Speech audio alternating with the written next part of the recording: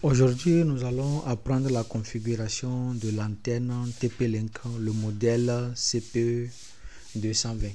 CPE220, c'est une antenne qui émet sur une fréquence de 2.4 GHz avec un débit de 300 Mbps par seconde, avec une puissance de sortie de 12 dBi. C'est une antenne qui a un gain de 12 dBi, 300 Mbps par seconde et qui diffuse sur 2.4 GHz. Nous allons voir comment on peut faire la configuration, comment on peut paramétrer cette antenne en mode point d'accès. C'est ce que nous allons voir dans cette vidéo. Dans un premier temps, nous sommes obligés d'adresser d'abord notre ordinateur. On va adresser d'abord l'ordinateur en fonction de l'adresse IP qui est sur l'antenne. L'antenne a une adresse IP de classe C qui est 192.168.0.254. Mais on va adresser l'ordinateur en fonction de l'antenne pour pouvoir accéder à son interface. Donc sans plus tarder, on va aller sur l'interface de notre carte réseau en tapant ncpa.cpl.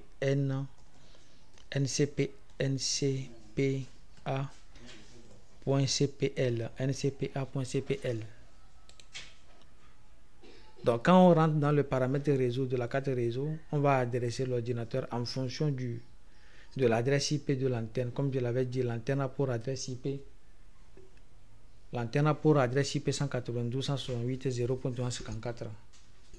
192.168.0.254. Donc on va mettre une adresse IP à la carte réseau qui soit dans le même réseau que l'antenne.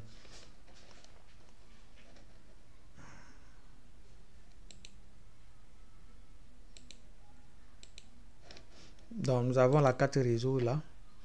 L'antenne n'est pas encore connectée à l'ordinateur. Je connecte l'antenne à l'ordinateur.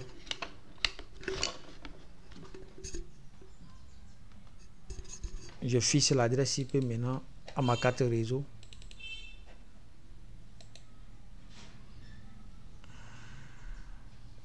Je vais dans centre réseau partage puis propriété. Dans propriété, je clique sur protocole internet version 4TCP/IP. Protocole internet version 4TCP/IP. Ici maintenant, je dois adresser mon ordinateur en utiliser l'adresse IP suivante 192.168.0.54 par exemple à mon ordinateur, et le masque de ce réseau par défaut c'est 3x255. Là je clique ici, je clique encore là et je lance maintenant un navigateur de mon choix.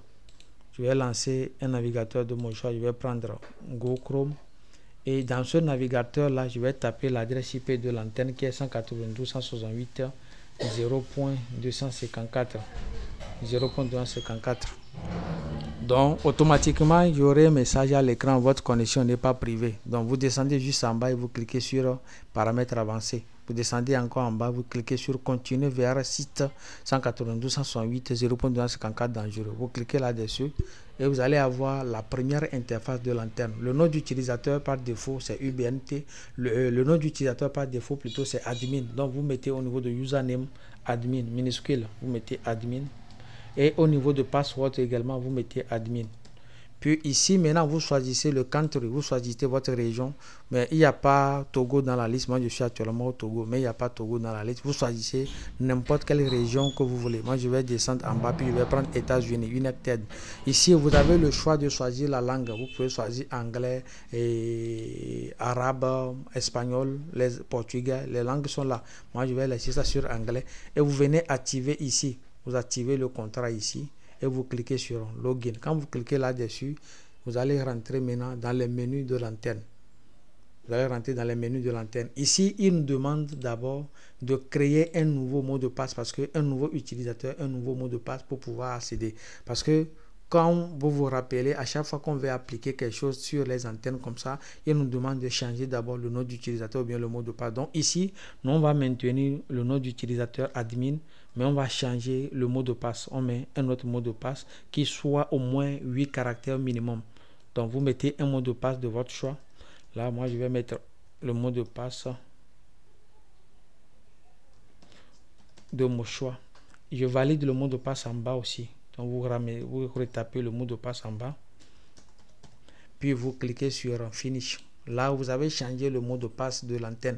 Prochainement, si vous voulez accéder à son interface, c'est le mot de passe que vous allez utiliser, que vous avez changé, que vous allez utiliser pour accéder. Ici, nous avons le résumé de la configuration actuelle. Là, déjà, on a l'antenne que nous sommes en train de configurer, le modèle de l'antenne, le firmware, le temps de connexion, le temps de création. Bon, on a les informations de l'antenne qui sont ici. Nous, ce qui nous concerne, c'est de le configurer en mode point d'accès. Par défaut, il est déjà en operation mode qui est mode point d'accès. Ici, quand vous cliquez ici, vous allez voir qu'il y a plein de modes ici que vous pouvez utiliser pour l'antenne. Il y a AP, il y a client répéteur, il y a Bridge, il y a AP routa, il y a AP client routa. Donc, il y a tous les modes possibles là dans l'intérieur de l'antenne. Mais aujourd'hui, on va voir comment configurer l'antenne en mode point d'accès.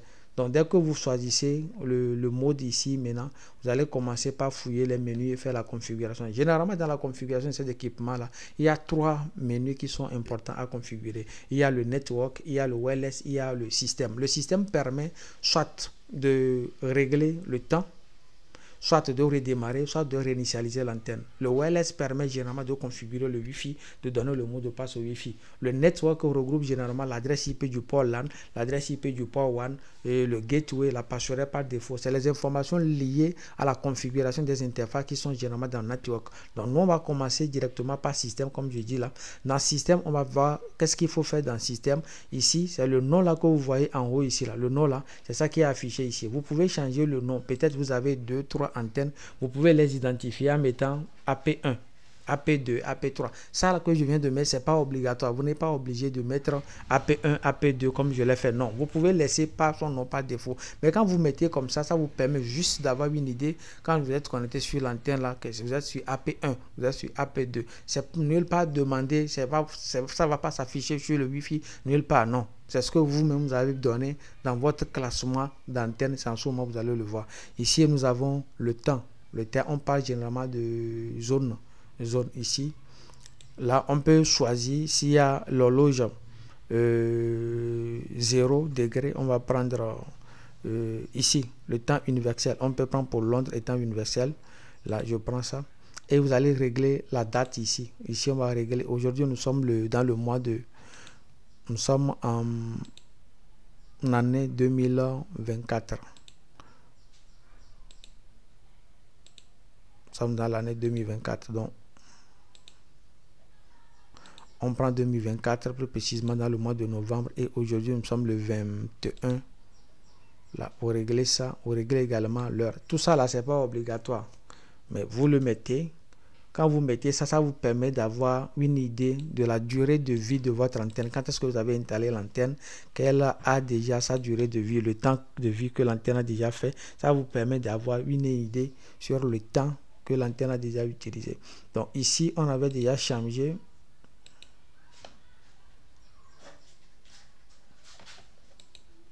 Ici, on avait déjà changé le password qu'on avait créé là-dessus. Donc, on peut maintenir ça comme ça. Puis, on descend juste en bas, on fait Apply. Là, la configuration a été faite au niveau du système. Mais ce n'est pas encore appliqué. Pour que ça soit appliqué, il faut qu'on fasse Save. Quand on fait Save maintenant, c'est en ce moment qui va prendre votre configuration en considération. On va aller dans Manager. Dans Manager, il n'y a rien à faire dans Manager. Donc, on ne fait rien dans Manager. On ne touche même pas à quoi que ce soit dans Manager. On laisse le Manager comme ça. Comme je l'avais dit, les menus qu'on devait normalement configurer, c'est Système, Wireless et Network. Donc, on va dans Wireless pour pouvoir donner le nom au Wi-Fi. Wireless directement ici. On va venir au niveau d'ici. On prend ici 20. Fréquence de diffusion 20 pour notre antenne. Quand vous prenez 20, le débit que vous avez, c'est 144 mégabits par seconde que vous avez pour l'antenne. Au niveau de canal, on peut laisser ça par défaut. Et ici, au niveau de la puissance de sortie, on maintient ça sur 28. Comme ça, la puissance de sortie. Et ici, vous avez le nom, le SSID de l'antenne. Moi, je vais mettre link formation. Je mets link formation. Link l'information. Et ici, comme c'est pour faire du Wi-Fi zone, je ne mets pas de password là-dessus. Ici, on a wireless et on a security mode. Là, ici, vous allez choisir en réalité le mot de passe pour le Wi-Fi, pour sécuriser le Wi-Fi link formation que vous avez donné. Mais ici, c'est pour faire du Wi-Fi zone. Tout appareil qui va diffuser le signal pour le Wi-Fi zone, on n'a pas besoin de sécuriser ça. Il suffit que le client se connecte là-dessus, il va avoir une page pour pouvoir s'identifier. Donc ici, on laisse le Wi-Fi ouvert. et on descend juste en bas. On descend en bas et on fait également Apply. Là, on vient de configurer le Wi-Fi. On va avoir message en haut, Save. C'est après avoir fait Save qui va prendre la considération de ce qu'on vient de faire en cours. Donc, on fait Save également pour appliquer ce qu'on a modifié. Après, on finit avec le network. Network, c'est quoi? C'est l'adresse IP. J'avais déjà expliqué, ça peut être l'adresse IP du port 1, l'adresse IP du port LAN, le gateway, le DNS, les informations relatives à la configuration d'IP. C'est ça qui se trouve généralement dans le network. Maintenant, ici, est-ce que notre antenne va rester en statique ou bien dynamique? Par défaut, c'est en statique. Et statique, ça veut dire quoi? Je l'avais expliqué déjà dans plusieurs de mes vidéos. C'est lorsque vous voulez que l'antenne garde une adresse IP que vous lui avez donnée. Quand vous mettez ça sur statique, ça veut dire que quelle que soit l'année que l'antenne va faire, l'adresse IP ne va pas changer. Si vous ne le changez pas, ça ne va pas changer. Mais si vous mettez ça sur dynamique, ça veut dire que c'est l'équipement sur lequel l'antenne serait connectée après. C'est cet équipement-là qui va donner l'adresse IP à l'antenne. Et cette adresse IP peut changer à tout moment. Soit il y a coupure de courant, soit il y a un autre utilisateur qui est connecté, soit vous avez débranché l'antenne.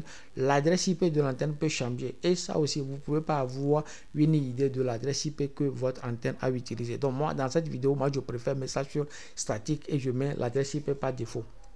Le 192.168.0.54. Ici, au niveau de gateway. Au niveau de gateway, je reviens, je mets 192.168.0.54 aussi. Le gateway, je l'ai mis en fonction de... Oui. Je vais mettre plutôt 1 ici. Je l'ai mis en fonction de l'équipement sur lequel je vais connecter le routeur. Supposons que je vais connecter le routeur, je vais connecter l'antenne là sur le routeur microtique et c'est l'adresse IP du microtique ici. Si c'est l'adresse IP du microtique, j'ai pris 0.54 pour donner à mon antenne. En ce moment, je dois mettre le gateway, l'adresse IP de mon microtique comme étant mon gateway. Et ici, je vais mettre les DNS name. Les DNS, c'est généralement, j'avais dit, on peut utiliser les 4 DNS de Google. On met ça ou bien on met 8844 qui sont les DNS standards de Google. Donc vous descendez juste en bas et vous cliquez également sur Apply. Vous faites Save pour pouvoir sauvegarder. Bon, quand vous le voyez, l'antenne est en mode point d'accès. On a configuré le wireless qui est Wi-Fi formation. Quand vous cliquez sur votre network, vous allez dans le Wi-Fi, la carte réseau pour afficher les Wi-Fi. Vous allez voir que le nom qu'on a donné au Wi-Fi, l'information va s'afficher parce qu'on a nommé le Wi-Fi l'information. Maintenant, quand on met la connexion sur l'antenne, automatiquement, nous pouvons nous connecter et avoir accès aussi à l'Internet à partir de l'antenne. Donc, je viens de configurer l'antenne. Quand on va dans Statut, on va voir le résumé actuel, le résumé de la configuration actuelle. Le canal de diffusion, le channel Wi-Fi, j'ai pris 20. J'ai également choisi le 20 qui m'a permis d'avoir un débit de 144 mégabits par seconde avec la puissance de sortie 28. Ici, vous avez le nom, le SSID de l'antenne qui est ça. Donc, côté sécurité, je n'ai pas sécurisé le Wi-Fi. Actuellement, il n'y a personne qui est connecté là-dessus. Bref, c'est la configuration que nous avons. Nous avons également l'adresse IP de l'antenne. Nous avons le masque de sous-réseau et nous avons le port qui peut supporter jusqu'à 100 mégabits par seconde. Bref, c'est la configuration qu'on a fait sur l'antenne. Le port WAN n'est pas configuré. Bon, bref, on a les évolutions, l'information sur le port LAN qui est connecté actuellement à notre ordinateur. Donc, bref, c'est ça. On vient de finir la configuration de l'antenne en mode point d'accès. Donc, dès qu'on va mettre la connexion là-dessus, ça va marcher automatiquement. La connexion va aller sur quel port? Normalement, le câble que j'ai pris pour configurer l'antenne, je l'ai mis sur le port LAN de l'antenne parce que c'est le port LAN de l'antenne qui est en mode PE. C'est lui qui peut permettre d'alimenter l'antenne. L'antenne est déjà allumée. Maintenant, son alimentation qui m'a permis d'alimenter, il y a un port LAN là-dessus. Je vais connecter maintenant la connexion sur ce port LAN là.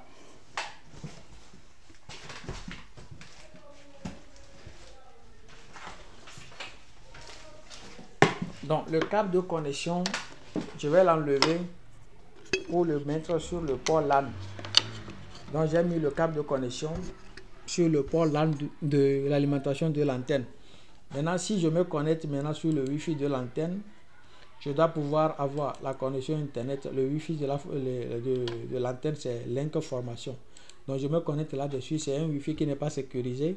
Donc, si je me connecte là-dessus, je vais avoir la connexion automatique parce que c'est la connexion directe que j'ai branchée dessus. Même avec mon portable, si je me connecte sur le Wi-Fi de l'antenne, je dois avoir automatiquement la connexion. Donc, on va tester, voir si vraiment j'ai la connexion ou pas. Je dois avoir la connexion Link7togo.com, c'est le site officiel de Link Communication. On va voir s'il y a la connexion. Effectivement, il y a la connexion. Je suis connecté d'abord sur le Wi-Fi de l'antenne et j'ai la connexion Internet. Donc, c'est ça.